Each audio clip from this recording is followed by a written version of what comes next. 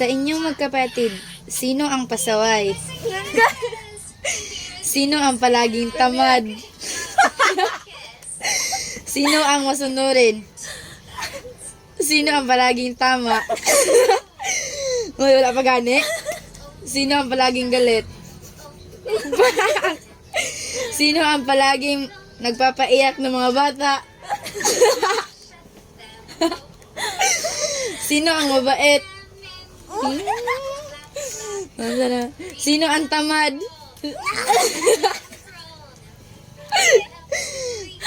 Sino ang mataas sa inyo? Sino ang maganda? Sino ang pangit? Sino ang maliit?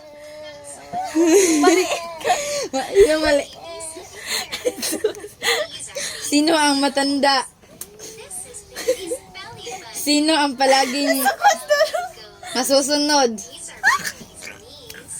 Sino ang palaging inuutusan? Ay, ako rin. Sino ang palautos?